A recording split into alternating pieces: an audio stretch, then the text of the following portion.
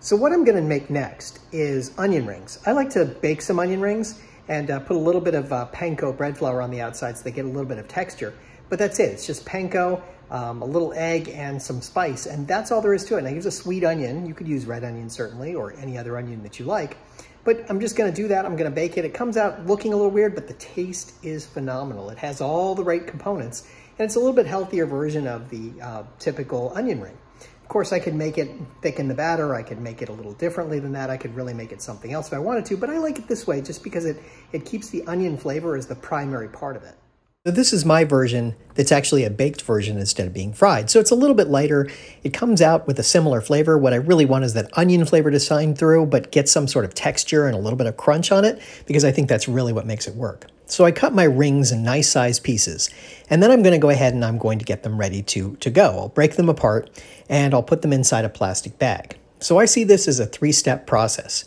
I'm going to first put some flour in the bag to get them coated, so that way it kind of gives a little texture to the inside of the ring. I just want to break them apart a little bit before I put the flour in there. I'm going to put maybe a half a cup of flour for my 2 onions just to make it come together. And that actually just gives it a little bit of coating so that that texture starts to come out a little bit. But this is only the first step in the 3-step process, so as soon as I get that ready, I've got something going with it. Then I'm going to take them back out and I'm going to add an egg wash to it. And by adding the egg wash, that's going to give it a little bit more flavor and a little more texture. Now, as you can see when I dump them out, they've all got a little bit of flour on them. So that way they're going to get a little bit of crunch when they go into the oven. And they'll get just a little bit more something that kind of works out that way.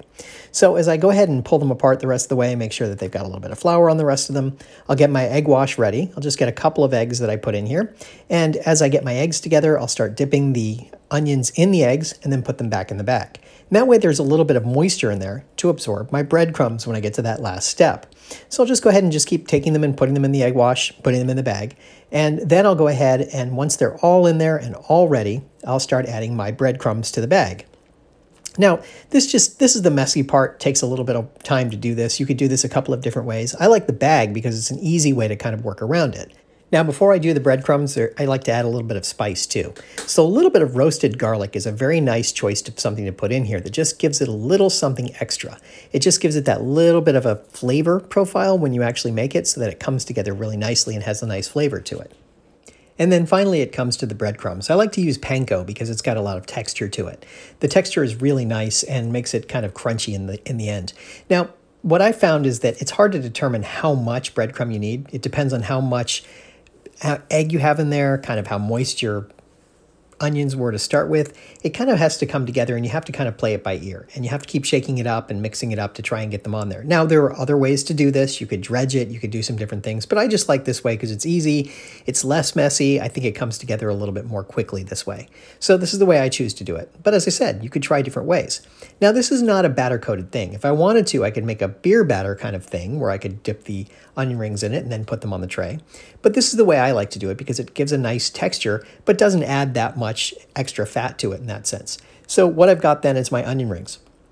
I just lay them out on the tray. Now, they are not completely coated, and that's okay with me. Part of the fun of this is that sometimes they're a little crunchy, sometimes they're a little soft, and you get these different textures that comes out with it. And that's what I like about these onion rings. They're actually kind of nice this way, that some of them have a little more crunch to them. And of course, once they're baked, they've got a heck of a lot more flavor. This is the way they look after about 10 minutes at 450 degrees. They've got a lot of texture and a lot of flavor, and you really get that oniony taste coming through.